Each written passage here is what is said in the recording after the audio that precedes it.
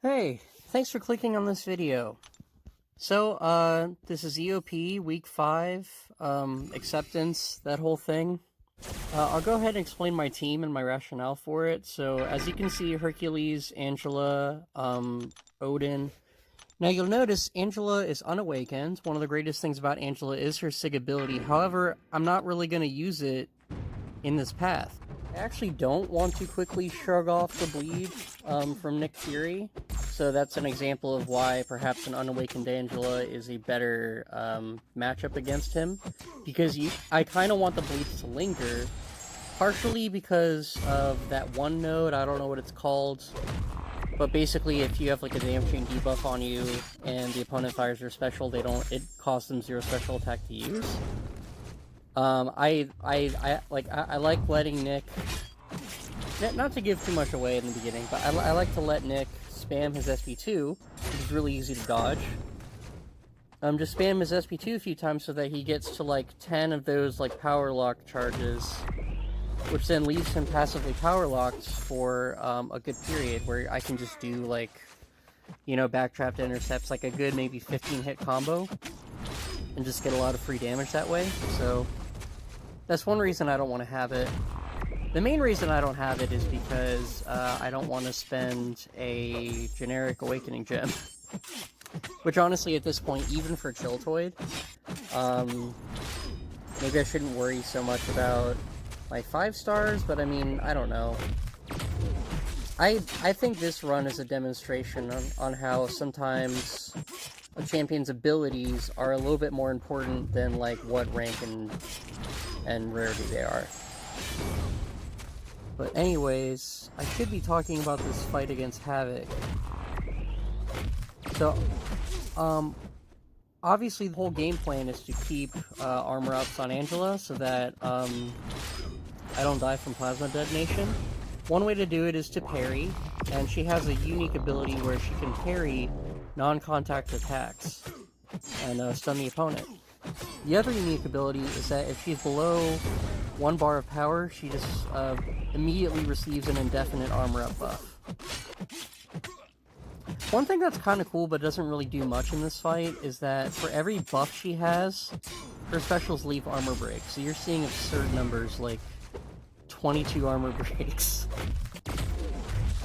What really bugs me is that the armor breaks don't last very long. That's, I mean, Angela's really good, so I don't want to complain too much about what she can't do and what she doesn't have, but I don't know, man.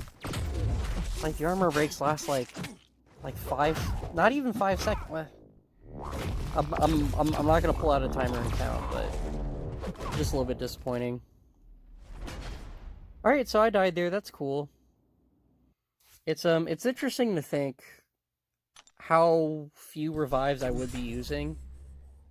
By the way, first run I did something like 50% damage, that's pretty good. It's interesting to think of like how much I'd be healing if I wasn't passively heal blocked because of the node. I'm pretty sure Angela could solo it just by healing off all the damage. But I'm not too concerned. This is a chill campfire, with 3 gods. We're just burning revives. I have like 10 revives in the overflow or something like that, so just chill. A bit of trivia for those who didn't know: her heavies have increased crit rate. So, for example, if he wasn't passively increasing power gain, I'd feel better about doing this, but I think I go for it anyway.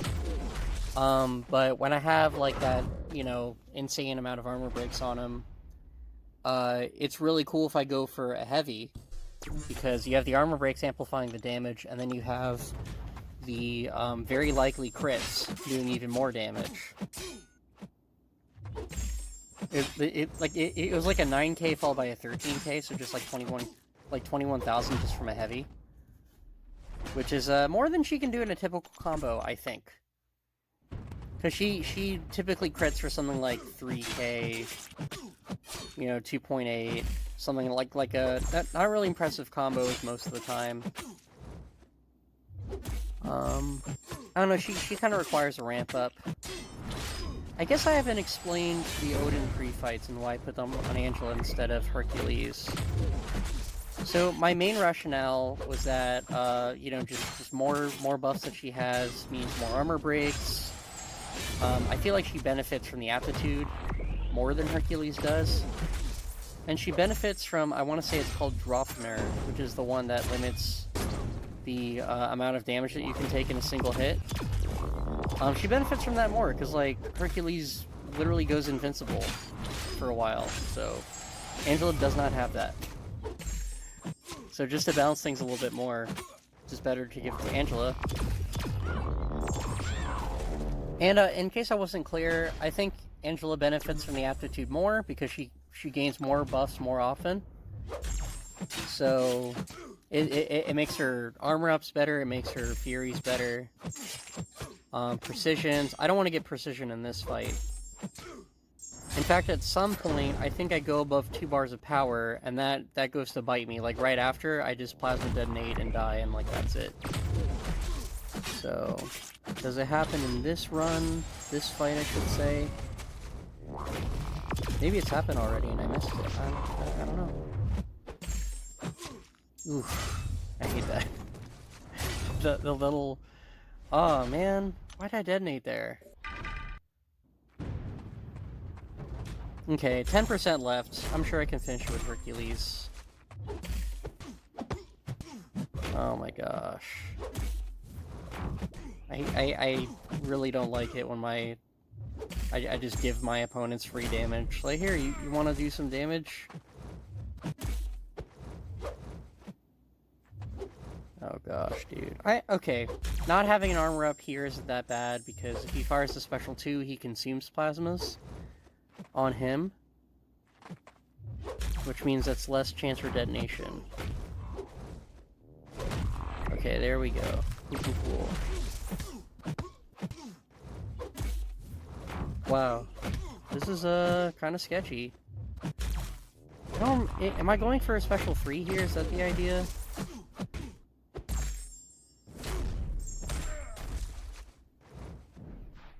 I guess it's not so bad.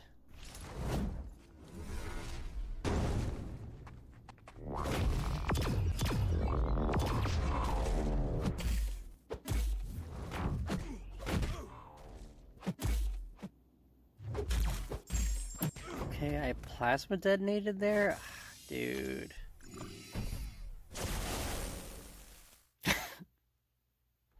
Havoc can kind of be a headache.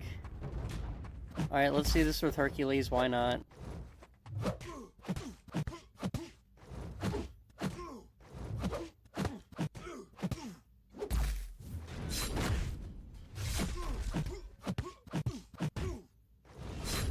trying to remember exactly how this fight goes. I think this fight works in such a way to where you can kind of do it with anybody. I personally would not like a bleed immune option. Now, someone disorient immune. The only disorient immune I can... that's so bad. The disorient prevented his invincibility. That's so terrible.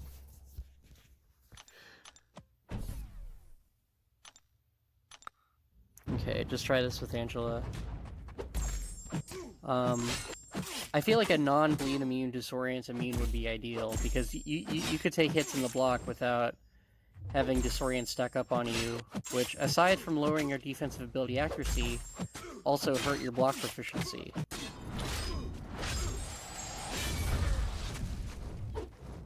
Okay, very cool. So ideally I'd get a bleed on myself, but I think that dash intercept I did, that was me trying to hit his block, but he dashed in instead of blocking, so... Okay, so I got disorients up.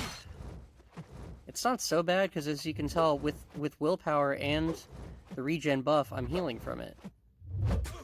It's pretty good. So I'm gonna try pushing to the special 2 again. For obvious reasons, I don't want to get hit by the special 1.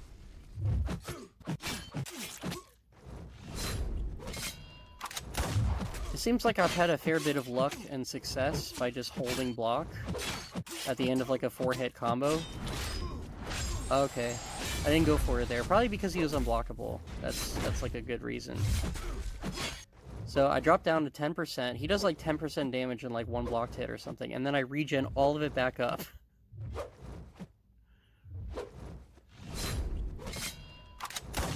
I could be missing a detail or two. I believe the way Angela's regen works is if she drops below like a 10% threshold, so if she reaches 89%, 79, 69, 59, so on and so forth, then she gains like a regen buff.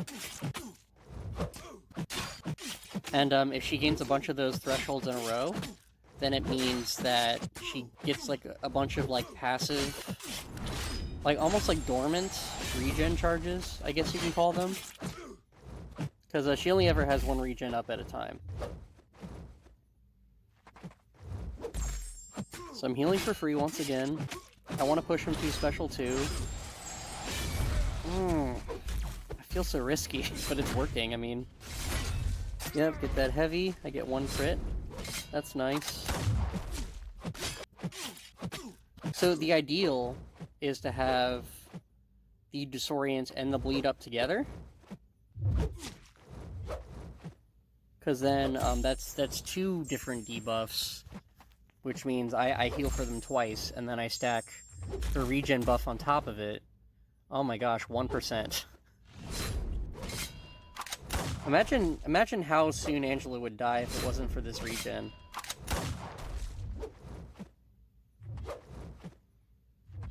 All in all, I probably have to lose 300% health over the course of a fight just to die at all, which is pretty great. Alright. Oh, power... Yep, there it is. Just go to town.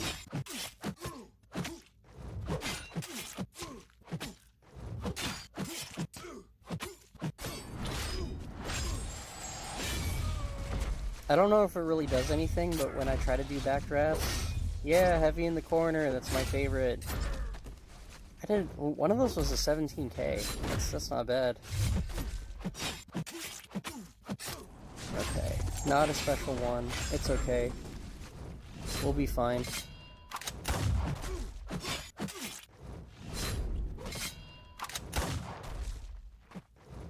Okay. Like, I would like to hit his block, it's just... Historically, hitting into someone's block is like a way to bait the special out of them, and I do not want to bait a special one. We're fine. Yep, still alive.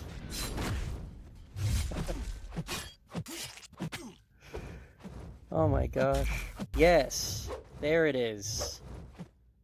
The perfect lineup, and the disorient's gone. Whatever, it's fine. I'm still regenning a ton. Okay, good.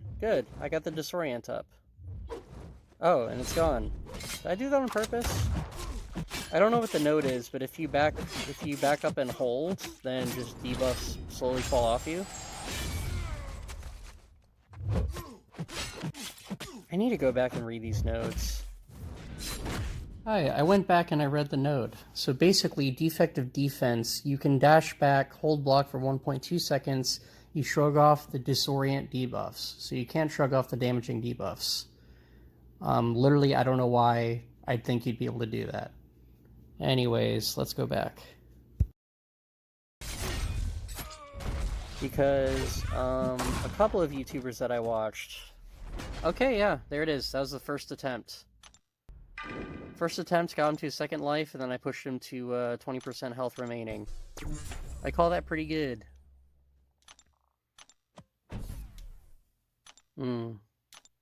Yeah, I figure I do potion, revive and then 1 potion, just because that last round went so well, and I started it with a revive and a single potion, so, you know.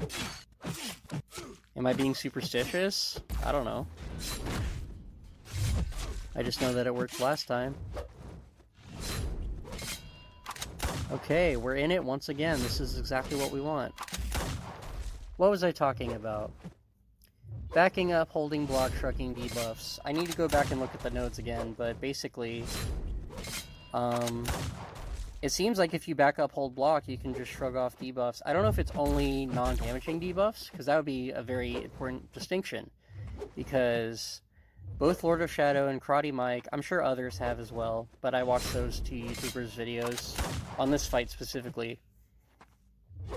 Both of them sort of bemoan the fact that they're basically not allowed to bring suicide masteries to this fight, because they, you know, like Nick can't lose power in that case. So it's just very restrictive. They have to go in the mastery tree, change things up. I'm sure... I mean, I know suicides are good. I don't like using them, but I know they're good, because why would so many extremely good players talk about how much they love them and they're bad? Like, that doesn't... Those things contradict. You see what I mean? But, where was I going with this? If you could shrug damaging debuffs by dashing back and holding block, then you basically have the best of both worlds. It makes every champion suicide-friendly for this fight only. I mean, you still take damage from recoil, so... Yeah. What does suicide-friendly really mean if you take recoil damage and or damaging debuff damage?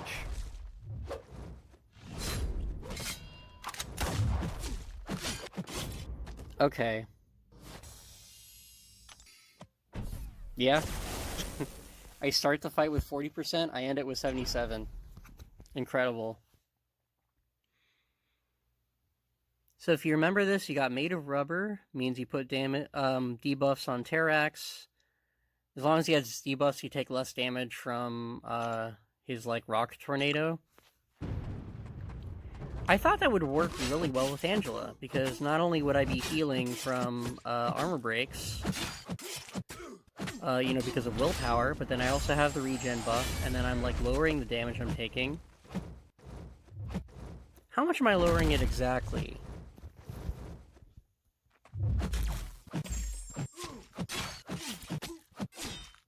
Okay, I'm gonna wait for his Rock Tornado to come back and just see. Okay, so I have to intercept in order to get protection off, but... Okay, so the armor breaks fall off, so that's one issue. Remember how I said earlier, the armor breaks don't last very long? That's really problematic for this fight.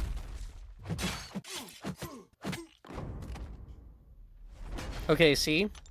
I have armor breaks on him, and I'm still taking damage in 4 digits per tick. And if you're familiar with how damage over time displays during battles in MCOC, then you'll know that every tick is a half second. So she was taking about as much as like 3,000 damage every second, which, you know, 3,000 doesn't sound like a whole lot, but if it's that much every second on a champion that has like 27,000 health, it adds up really, really fast. Especially if I don't start at full health, because in my experience, at least for any account that isn't on Chilltoid, because on Chilltoid I've automated potion farming, taking advice from Brian Grant in that one video he did about auto farming potions. But if I'm not on Chilltoid, then it's a lot harder for me personally to potion farm than it is to revive farm. Like, it's not necessarily harder, but just like it feels more tedious in Realm of Legends, and I feel like the reward is a lot less. Because if you energy farm in 5.3.6, there's like things to do, you know, it's like it's all the same fights, but it's kind of engaging. And you know, sometimes if you take a path, you gain 10 energy, which like 10 net positive, which is whatever. But then other times, you can gain like 80 net positive energy, or you could get in a situation where you pick up a revive, and then like you gain something like 40 energy for it. So like not only you get a energy, but you get a revive on top of it. So yeah, I don't know. It's unless I can automate Realm of Legends potion farming, I don't really enjoy it. It also helps that I have 2 devices. My other phone isn't very good. In fact, the battery is kind of swelling. But if I just kind of, you know, like have it plugged in, just kind of leave it in the corner, just let my account just potion farm for me, just kind of forget about it, then it's potions I didn't have to work for, you know? Where was I getting with any of this? Oh yeah. For me, broadly speaking, revives and energy is easy for me to get, easy for me to stack. Potions less so, for the reasons I mentioned. Dude, that crit damage. From a 5-star. I think 565 Hercules is better than a lot of 6-stars. Not every 6-star, but, you know.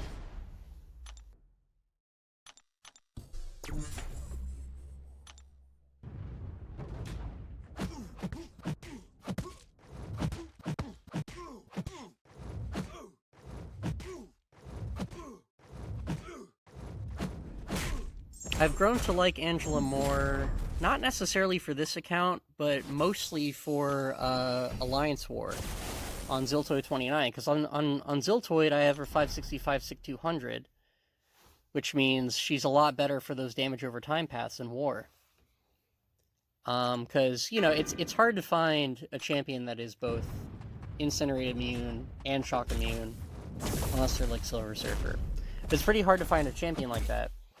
But when it's Angela, if she has enough buffs on her, which you can throw buffs on her with Odin if you want.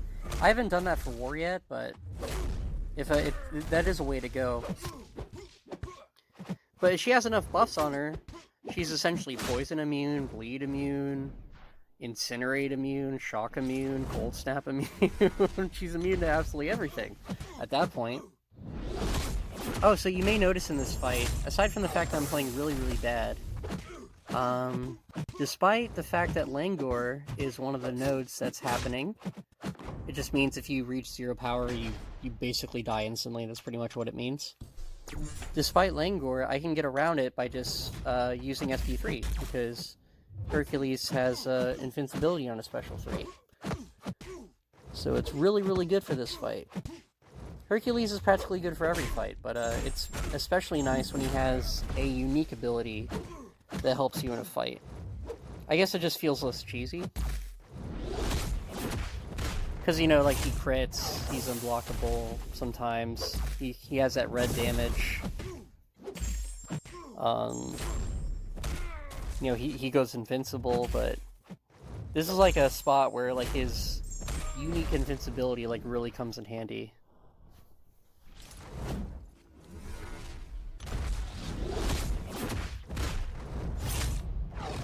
I think Ghost can avoid Langor damage, can't she? And probably Kitty Pride, because Kitty goes invisible during her specials if you time it right. I'd be interested to know if, like, Ghost can actually avoid that. It'd be nice if I could... Okay, yeah. Fry that special 3 before protection wears off. Do some damage.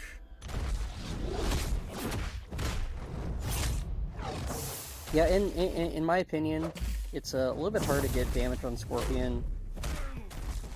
Because, like, for Hercules, you kind of want... Oh. The timer's going. Yeah, the camera stopped recording, so that's kind of what that was. I like to put a little timer so that I don't surprise you or me too much. And yeah, we're gonna go in again. I did a fair bit of damage on that run, but we missed a lot of it, unfortunately. Just my phone kind of being dumb. It will, like, specifically stop recording at 27 minutes, 13 seconds, but it doesn't tell you. You kind of have to, like, figure it out. And sometimes I catch it, sometimes I don't. But it is what it is, you know? Nice. So I didn't beat the buzzer, but it didn't matter. But also, poison damage. What am I doing? I'm using up revives in the overflow. That's what I'm doing.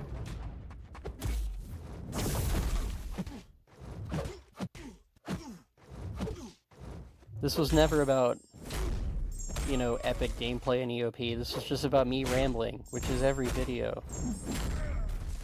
Nice. 0 scorpion sense.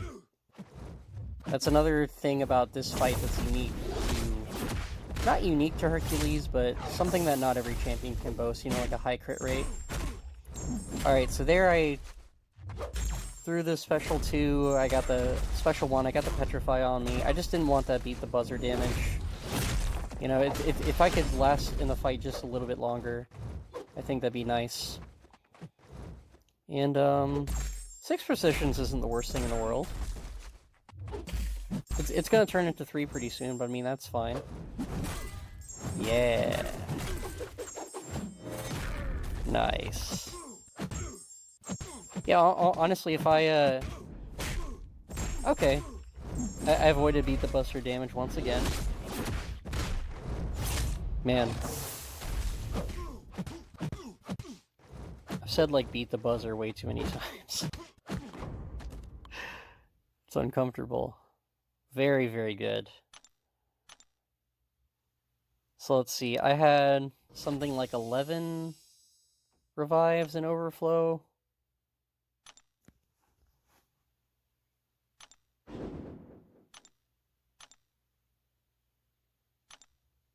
Okay, yeah, so I'm just claiming the points. Yeah, so I have 16.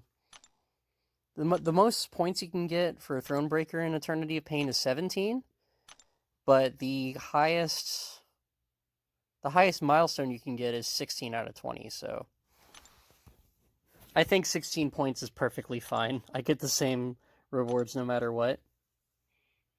And I guess I'm that much closer to Paragon, which I haven't been really enthusiastically chasing for. Let me go ahead and claim those revives. Nice. How much does that put me at? Well, that's the end of this video.